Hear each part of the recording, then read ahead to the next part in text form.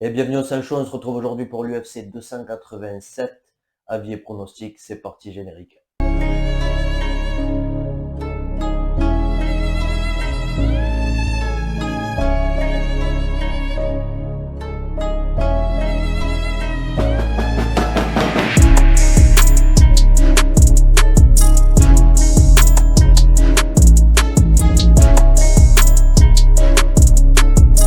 Donc l'UFC 287, une grosse carte, une grosse hype. Je sais pas trop en France s'il y a la même hype qu'ici.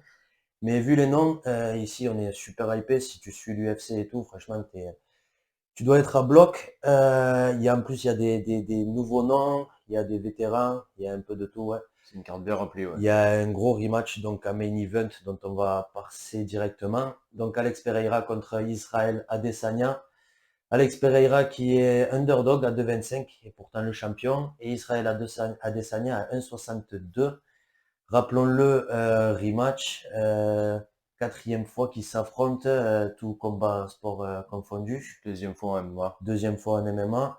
Alex Pereira donc qui a gagné la dernière fois. Une victoire un peu controverse puisqu'on ne sait pas trop si Israël Adesanya était vraiment KO. D'après ce qu'il dit, il ne l'était pas. Donc voilà, beaucoup de réponses à combler ouais, avec ce rematch. Et les bookmakers donc, ont choisi de mettre Israël en favori parce que ouais, quand même, il a quand même dominé le premier combat. Donc ben moi, tu vois, je suis fan de Israël et tout, mais j'ai peur pour lui et je penche un peu pour Alex Pereira. C'est compréhensible, c'est compréhensible. Moi aussi, j'adore Israël Adesanya. C'est compliqué, franchement, c'est compliqué. Je pense qu'il peut gagner une décision. Je pense qu'il peut aussi utiliser son grappling et sa lutte pour peut-être essayer soit de soumettre ou essayer de contrôler pour prendre la décision. Parce qu'on a vu quand même qu'il a réussi à le take down, le dernier combat.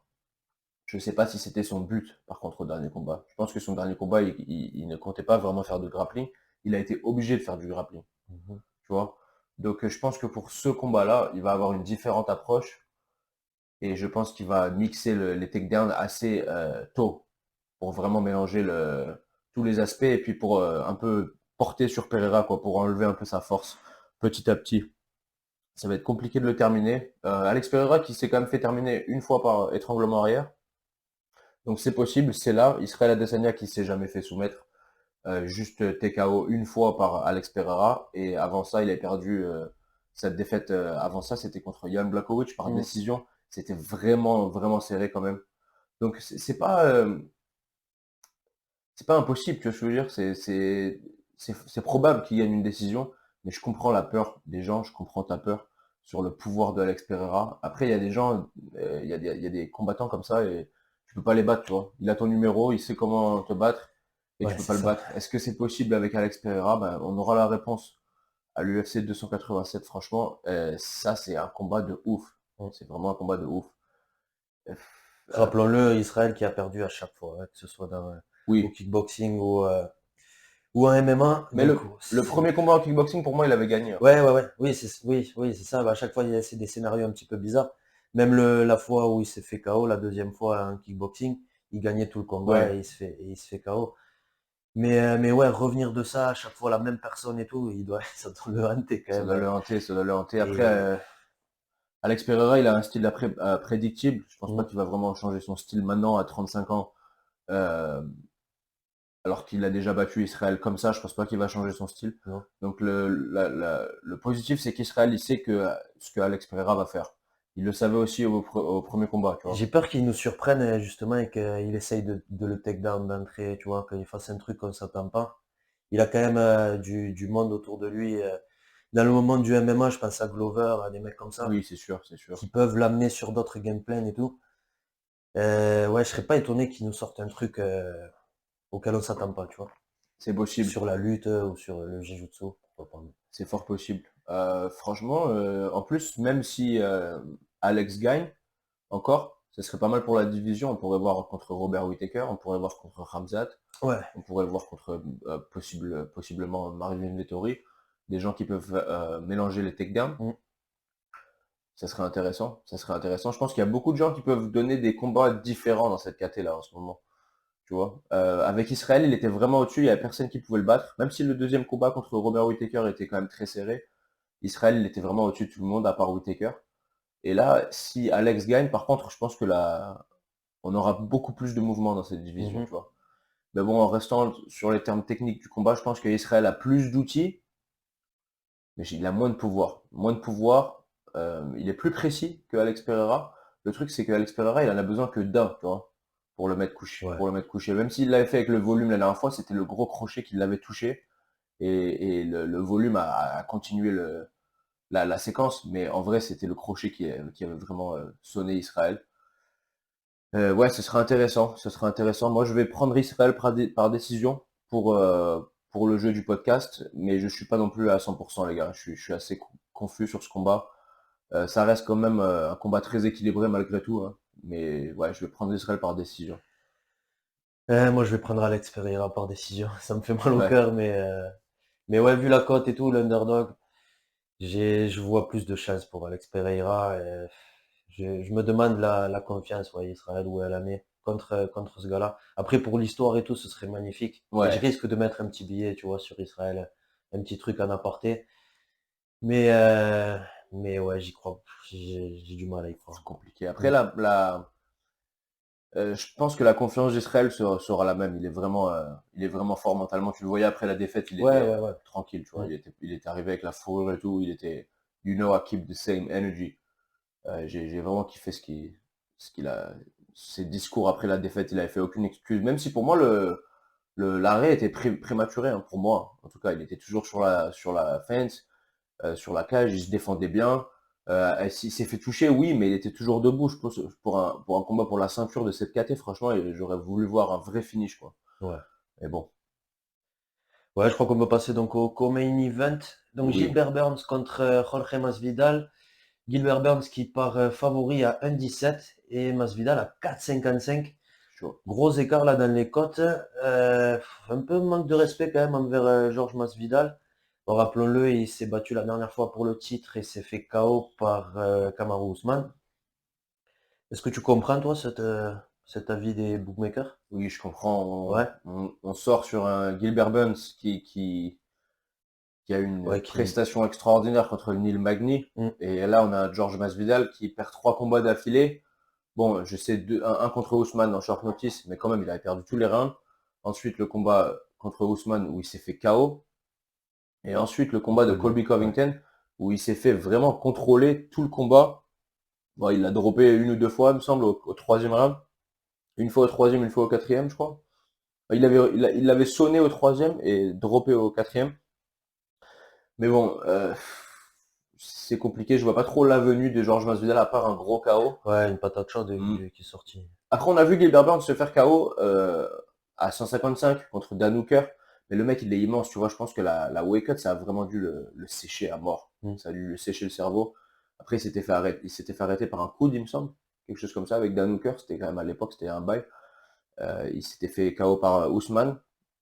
Donc son menton n'est pas le meilleur à Gilbert Burns quand il commence à fatiguer, mais je pense que s'il arrive vraiment à mixer la lutte et à rendre le combat à rendre le combat difficile pour Georges dès le début, Georges, il risque de perdre une décision pour moi. Franchement, Ah ouais, décision, tu vois. ouais, je pense qu'il risque de perdre une décision. Moi, je vois Gilbert Burns gagnant par décision unanime, mais bien, bien gagné. Il risque d'être en galère de temps à autre. Je vois bien Georges Masvidal le toucher, le roquer, pourquoi pas le dropper même une fois, le mettre un genou au sol ou quelque chose comme ça. Mais ouais, je pense que Gilbert Burns, là, c'est son temps. Il n'est pas si jeune Gilbert Burns, mais il est vraiment dans sa prime. Il me semble qu'il a 35, quelque chose comme ça, 36. Masvidal, il a 38. Donc oui, après Masvidal a beaucoup plus de dégâts quand même, je dirais, que Gilbert Burns. Ouais. Moi, j'aime bien les deux. Franchement, je suis fan des deux. Ils habitent tous les deux en Floride, donc je pense que la foule va être Ils seront chez eux, de ouais. ouf. Ouais, Ouais, ils sont chez rappelons-le, eux, c'est ouais. à Miami. Donc ouais, moi je prends Gilbert Burns par décision. Je suis obligé. Je suis Mm. obligé. Et toi? J'ai envie de te suivre. Je pense que la logique, ouais, veut que ce soit Gilbert Burns par décision. Mais Masvidal à 4,55, je sais C'est pas, tu sûr, vois. non, ça fait plaisir. Ouais. En plus, Gilbert Burns, il a combattu il y a vraiment pas longtemps, quoi. Je crois que ça fait quoi, 2 mois? Moins de 2 mois qu'il a combattu Neil Magny. Et j'aime pas trop quand ils enchaînent comme ça les combats, même s'il avait eu quand même un combat assez facile entre guillemets, et pas trop, enfin il a pas pris de dégâts on va dire. Mais ouais, je tenterai le Masvidal, ouais, un petit KO Genre Masvidal par en fin KO, de ouais. combat. En fin de combat, moi je Ouais, pense que ouais, ce milieu serait fin. plutôt au début. Ouais.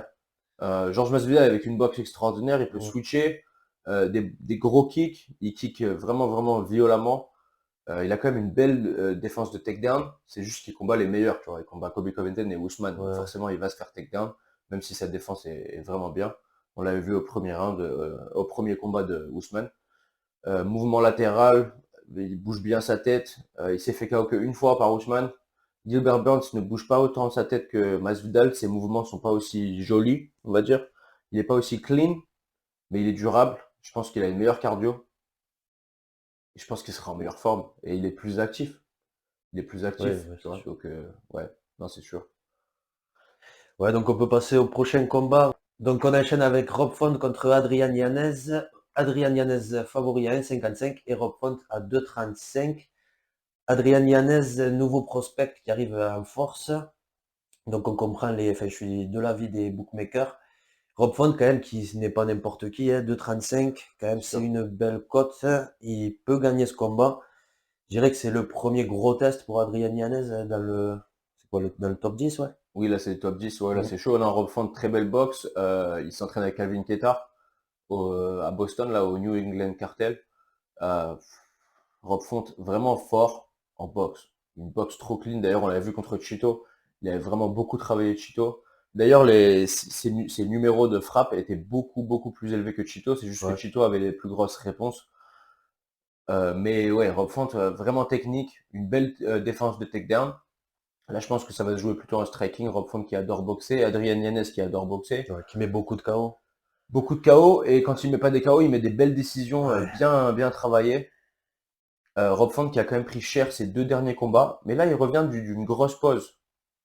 Il revient d'une grosse pause, et ça doit faire peut-être quasiment un an qu'il n'a pas combattu. Donc Rob Font qui va être bien concentré, qui a bien pris du repos.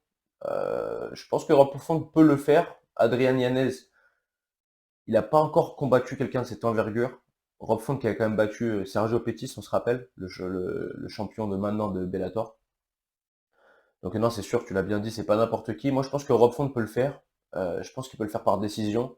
Adrian Yanez, euh, qui commence un peu doucement parfois, on l'avait vu euh, Bruno contre, Silva. contre Bruno Silva, on l'avait vu contre comment il s'appelle déjà? C'était le mec qui s'est fait sortir de l'UFC après qu'il ait perdu contre Guido Canetti, euh, Euh, Randy Costa. Et il s'était fait travailler lourd contre Randy Costa au premier round. Franchement, il saignait de partout, il s'est fait jabber de ouf. Randy Costa qui est sorti du combat en round 2 avec des coups au corps et Yanez qui a réussi à l'éteindre au deuxième. Mais c'était chaud pour lui. Franchement, c'était chaud pour lui. Et si avec Randy Costa qui a une belle boxe, il n'est pas très durable, mais il a une belle boxe. S'il arrivait à faire ça à Yanez, je pense que Rob Font peut le faire, les gars. mm. Et je pense que Rob Font peut remporter ce combat. Ça va être compliqué, ça va être difficile, mais je pense qu'il peut prendre la décision. Je pense qu'il aura plus de volume. Et même s'il se fait, il risque d'être un peu timide. Il risque d'être un peu timide parce qu'il a pris 2 défaites d'affilée quand même, des sales défaites en plus, même si c'était des décisions. Je pense que Rob Font peut gagner la décision, les gars. Je pense qu'il peut le faire. Je pense que ce sera soit Rob Font décision ou soit Adrian Yanez KO. Mais si, avec ce que Chito lui a mis, il n'est pas tombé KO, Ouais, ouais, je je crois, pense ouais. pas qu'il va tomber avec Yanez. Je pense pas. Ouais. Je vais prendre Rob Font par décision. Moi, je prends Yanez par KO. Je pense que ben, c'est vrai que l'argument de Chito Vera est de taille, mais je pense que justement, il a pris beaucoup de coups. Adrian Yanez, c'est son moment, il est chaud. Je pense qu'il peut KO, ouais, il peut le KO, reprendre milieu, fin de combat. Et ouais, cette fois-ci, ouais, pas convaincu, mais j'y crois fort, ouais. Ouais. Non, Mm. non, c'est grave compréhensible. Franchement, ces combats sur cette carte, ils sont bien équilibrés. C'est bien qu'on ait des avis différents en plus sur certains combats, ça fait plus rigoler, tu vois. Mais ouais, ouais, là c'est compliqué, c'est un combat équilibré, franchement. Mais Rob Font qui sort de 2 défaites, je pense qu'il va être timide, je pense qu'il va rester un peu en dehors de danger et il va essayer de gagner la décision et je pense qu'il peut le faire, donc je reste sur cet avis-là. Ok. Ouais. Ensuite, on a Kevin Holland contre Santiago Ponzinibbio. Là aussi, gros combat très équilibré. Kevin Holland qui part favori à 1,32 et Santiago à 3,20. Là, c'est pareil, j'aurais presque mis even, moi, tu vois. Ah ouais? Ouais, même si, ouais, je comprends que Kevin Holland qui, quand même, des fois, il fait le con, hein, un petit peu. On se Ouais, rappelle beaucoup de fois même. contre Wonderboy de Stephen Thompson. Son dernier combat qu'il a perdu à la décision. Il est resté en striking, alors que voilà, Stephen Thompson est connu pour être un grand karatéka Ouais. et kickboxer qui ne lui a laissé aucune chance alors qu'il aurait pu aller sur du Il aurait pu, jiu-jitsu et de la lutte. excuse-moi, mais d'ailleurs, Et il l'a fait. Il l'a pris au sol et après, il a laissé se relever ouais, 2 fois, il me semble. Et il a commencé à lutter au troisième quand il était fatigué, qu'il a pris cher. Donc c'était vraiment stupide parce que si tu vas lutter, autant le faire quand t'es pas fatigué, tu ouais, vois. c'est sûr. Parce ils avaient comme un agrément où ils n'allaient pas shooter, mais il a fini par shooter, donc Mm. autant le faire direct. Ouais. Moi, je trouve, ouais, Santiago Ponzinibbio, il a ses chances. Il est quand même, je pense qu'il est un peu plus grand physiquement, Oui. ouais, Ah, c'est un que morceau. Kevin. Pas plus grand, mais plus Plus, dense. plus massif, ouais. Mm. Une bonne lutte, un bon jiu-jitsu, un bon striking, un gros cœur aussi, il lâche rien. Il lâche rien, ouais. Donc, pour sûr, ça va être une grosse guerre. Ça va sûrement aller en 5 rounds. Et je me dis que Ponzinibbio, il peut le faire, ouais. Il peut le faire, il peut le faire, il peut aussi se faire KO, parce qu'on Ouais, on c'est l'a vu vrai. se faire KO contre Li Jingliang, Mm. on l'a vu pris cher contre Alex Morono. Ouais, Moi, c'était un c'est short vrai. notice en plus, donc c'était pas le meilleur look. Après, il a fini par le KO quand même. Oui, c'est compliqué. C'est compliqué. Santiago, il a quand même pris beaucoup de coups dans sa carrière, il se fait beaucoup toucher. Je sais pas pourquoi il combat comme ça, mais s'il se fait toucher dans des situations dans lesquelles il s'est retrouvé auparavant par Kevin Holland, il peut tomber aussi, hein.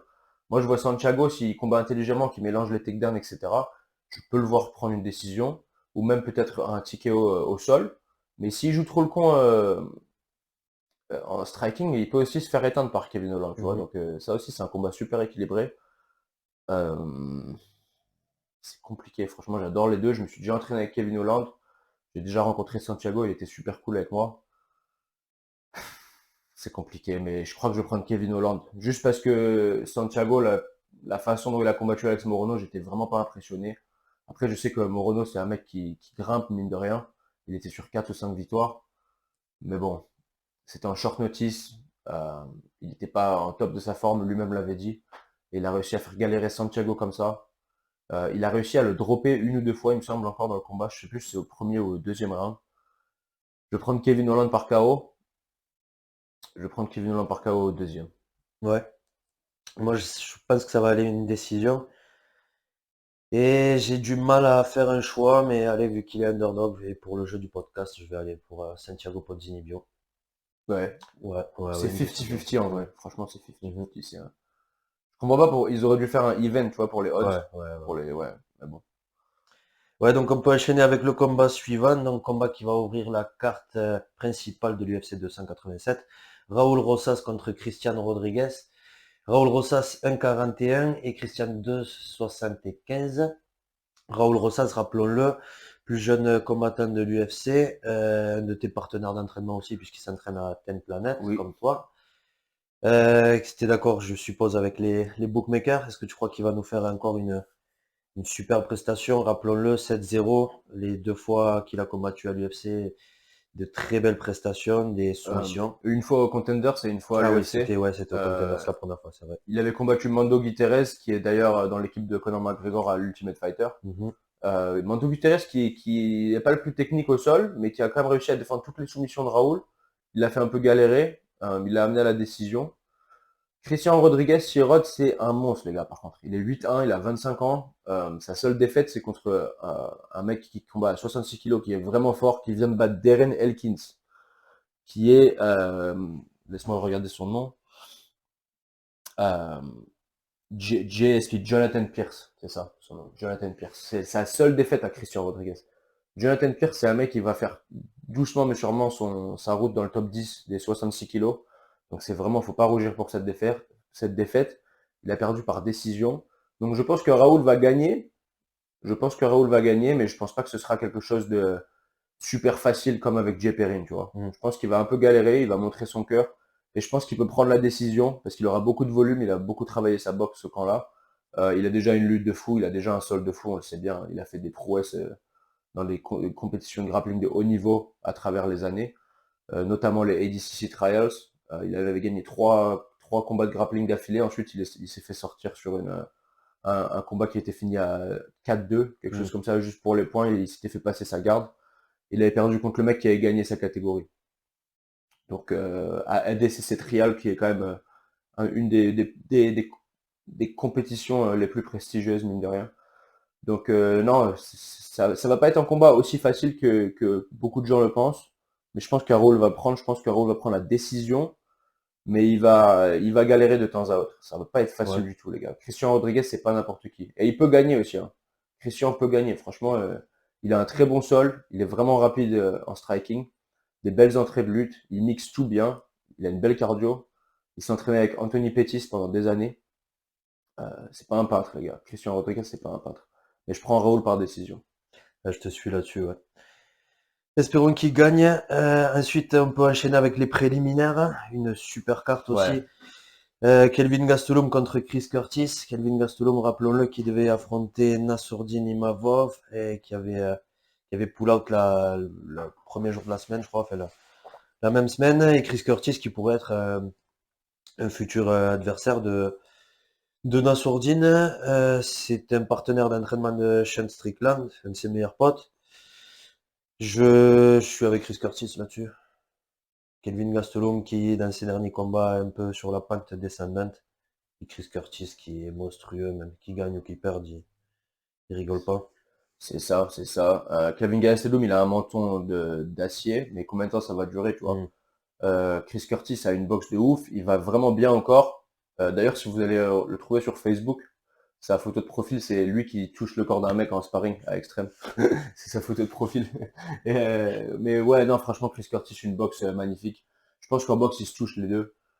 Euh, Là où Chris galérait dans sa carrière de temps à autre, c'est quand il se faisait un peu mettre contre la cage, quand il se faisait contrôler avec des takedowns, etc. Il s'est fait KO une ou deux fois à PFL avec des mecs avec vraiment des grosses mains. Mais c'était à l'époque où il combattait à 77 kilos, donc il avait une grosse weight cut. Là, il combat à 84 et il coupe pas beaucoup de poids, mais il est quand même physique. C'est pas un petit 84, on va dire. Donc ouais, encore une fois un combat très équilibré. Kelvin Gastelum, on ne sait pas quel Kelvin Gastelum va sortir, quoi. Mm. C'est ça le problème. Donc si on se base sur le Kelvin Gastelum que j'ai vu récemment, je vais être Chris Curtis. Je pense qu'il va mixer les frappes au corps et qu'il va trouver le menton de Kelvin. Et s'il l'éteint pas, il va quand même le toucher et il va le détériorer, quoi. Il va le Ouais. détériorer et Kelvin qui va être de plus en plus hésitant et qui va perdre une décision. Il a des problèmes, Kelvin, comment on appelle ça, pour tirer sur la gâchette, quoi. Mm. Des fois, il laisse le combat partir, il se met dans des situations trop 50-50, il laisse le combat aller au juge. Euh, c'est pas le meilleur finisher, surtout dans les dernières années, quoi. Donc oui, c'est compliqué. On se rappelle, ils ont un opponent, un adversaire en commun, c'était Jack Hermanson. Jack Hermanson a battu Chris Curtis par décision. Et Jack Hermanson a battu Kelvin Gastelum avec une clé de talon en une minute. Ouais, ouais, ouais. En une minute. Euh, c'est compliqué. Donc il a quand même montré Kelvin Gastelum qu'il pouvait se faire soumettre. Chris Curtis qui va pas jouer ce jeu-là. Euh, il y a beaucoup de points d'interrogation sur ce combat. Mhm. Beaucoup de points d'interrogation. Mais je vais prendre Chris Curtis qui va utiliser la boxe, mélanger les frappes au corps et mettre des obus dans la tête. Qu'il ait le TKO ou pas, je pense qu'il va gagner la décision. Et il va Mm. le fatiguer, il va le détériorer. Et il va le rendre ouf. Et je pense qu'on verra Kelvin Gastelum encore une fois qui laisse le combat s'échapper de lui. Et je sais pas c'est quoi son futur, hein. Je pense qu'il devrait descendre à 77 parce qu'il est trop petit pour 84. Mhm. Franchement, et à chaque fois il arrive, il a du bide, tu vois. Ouais, ouais, ouais, Et ouais, le pire, ouais. c'est qu'il a manqué plein de fois à 77. Il devait combattre Cowboy à Madison Square Garden. Je me rappelle, c'était à l'UFC 205 ou quelque chose comme ça. Il y a un bail. Il devait combattre Cowboy à 77. Il a même pas allé à la pesée. Il a dit, les gars, je peux pas faire la pesée, désolé et tout. Il y est pas allé. Et ensuite, après ce combat-là, il devait combattre à 84 et il a manqué la pesée à 84.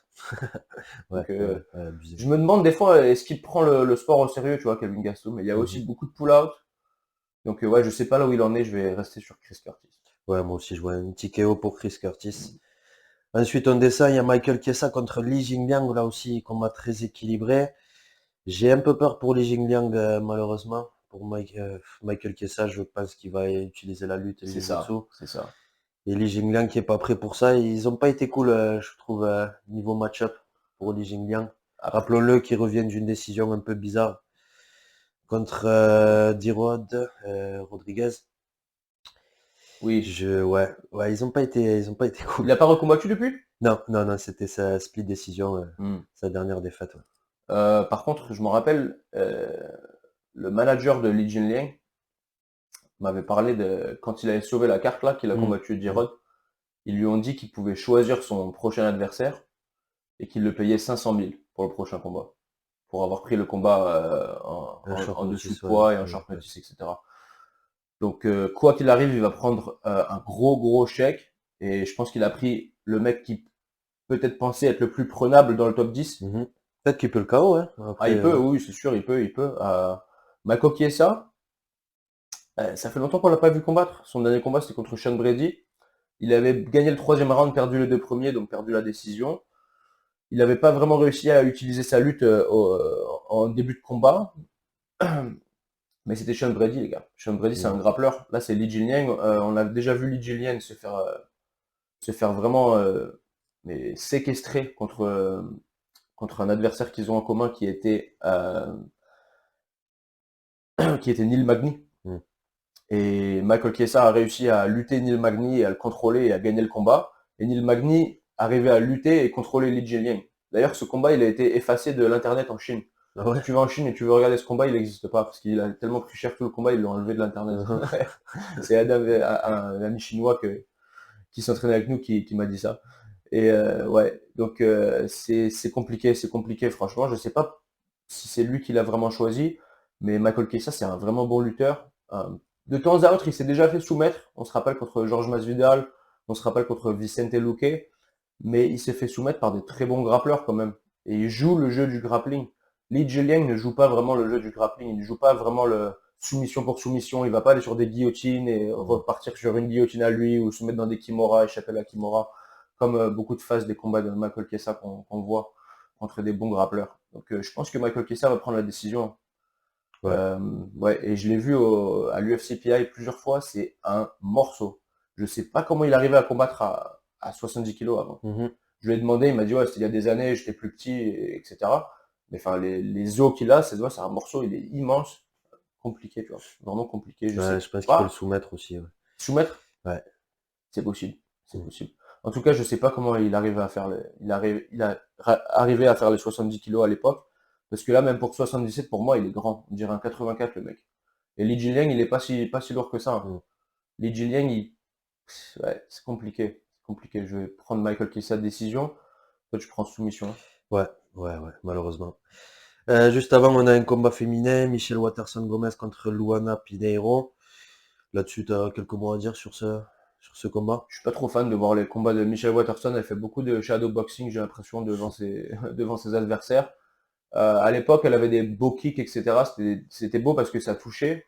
Mais avec les années, les dernières années, j'ai l'impression qu'elle fait du shadow box, quoi. Ouais. Ça touche pas vraiment et c'est des combats un peu inactifs, laborieux. Il y a beaucoup d'actions, mais il y a rien qui touche, tu Mhm. vois. Donc franchement, je sais pas. Je pourrais l'avoir perdre une décision encore parce elle ne fait pas les ajustements nécessaires pour Mhm. prendre le combat dans ses mains. Donc Ok. ouais.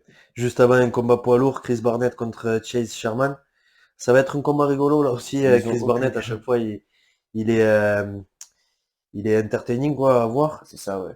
Donc ouais, à voir ce qui nous sort Les deux n'ont cette fois-ci. absolument aucune cardio, hein. Ouais, c'est vrai, c'est vrai, c'est vrai. Chase Sherman, ouais, qui revient d'une défaite contre Cortés Acosta. Comme tu dis, ouais, aucune Aucune cardio. cardio. Donc on va voir, ouais. Moi je prends Chris Barnett, ouais. Plus de cœur, la dernière fois on l'a vu, hein, il se faisait défoncer, il est revenu en fin de combat. Donc ouais, je vais sur Chris Barnett. Ouais, c'est compliqué. Ensuite, dans les early prélims, là on est vraiment gâté sur cette carte parce que même les prélims, ouais, on a Gérald Meerschaert contre Joe Pyfer. Ah Joe oui, Pyfer, ouais, qui arrive des Contenders, qui a fait des belles prestations. Et Gérald Meerschaert, ouais, qui lui aussi. toujours un gros client. Très bon grappleur, bon lutteur, bon vétéran de MMA, quoi. Il sait vraiment utiliser tous les outils du MMA pour prendre les combats en main et gagner. Mais Joe Piper, il a des obus dans les mains, les gars. Et Gérard Marshall, il s'est déjà fait KO plusieurs fois. Il a le menton, je vais pas dire fragile, mais sa stance, et il est beaucoup en déséquilibre parfois. Il est Mhm. au mauvais endroit au mauvais moment. Et je pense que Joe Piper, il a le momentum pour KO Gérard Misha. Je Ouais. pense que c'est possible, ouais. Euh, Joe Pfeiffer, sa seule défaite, il me semble que c'était Dustin Solfus qui lui avait cassé l'épaule à Contenders. Dustin Solfus qui était un bon grappleur, il a eu des résultats un peu mixtes à l'UFC, il me semble qu'il est 2-4 ou quelque chose comme ça. Mhm. Mais ouais, non, c'est compliqué pour Merchal. Là. Je pense que c'est le temps de Joe Pfeiffer et je pense qu'il va le KO. Mhm. Qu'est-ce que tu as d'autre comme combat intéressant? Ignacio Bahamondes contre Nicolas Mota? C'est annulé. Ouais, j'ai Mhm. vu Nicolas Mota la semaine dernière, il m'a dit qu'il pull Ok. out parce qu'il avait des points de suture là, sur l'arcade ici. Mhm. D'ailleurs, je crois que Dana White, je sais pas si c'est Dana White ou quelqu'un de l'UFC qui l'avait reposté, je crois qu'il a eu 7 points de suture. Ah ouais. Donc 2 semaines avant, c'était trop tôt. Même s'il les enlevait avant, ça va se rouvrir direct dès qu'il se prend une patate, tu vois. Mhm. Ignacio Bahamondes, c'est quand même un très bon striker. Donc c'est sûr que ce serait un désavantage pour lui si jamais il se fait ouvrir la cut et il perd par docteur stoppage, ce Ouais, serait bête, quoi. ouais. Et il y a aussi Cynthia Calvillo qui Mhm. revient. Moi, je me suis entraîné avec elle pendant des années. Elle s'entraîne plus avec nous maintenant, elle est à Syndicate. Mais quand même, je l'aime bien. Elle a toujours été cool avec moi. Elle est sur 4 défaites consécutives. Là, par contre, elle est obligée de gagner. C'est compliqué pour elle. J'espère qu'elle gagne. J'ai pas de prédiction parce que je l'ai pas vu s'entraîner avec nous ce camp-là. Mais ouais, je sais que Lupita Gomides, c'est ça? Godinez, ouais. Godinez, ouais, c'est une prospecte, donc on sait ce qu'ils veulent faire là. Hein. Ils veulent faire sortir Cynthia et ils veulent Mhm. faire rentrer Lupita. Mais on verra. Cynthia qui est obligée de gagner, sinon là c'est mort. Donc voilà. Ok, ben, je crois que c'est tout pour cet épisode. Voilà, c'est tout pour cet épisode. On languit le 8 avril. Merci de nous avoir regardés. Abonnez-vous, dites-nous en commentaire ouais, si vous avez la même hype que nous et à bientôt.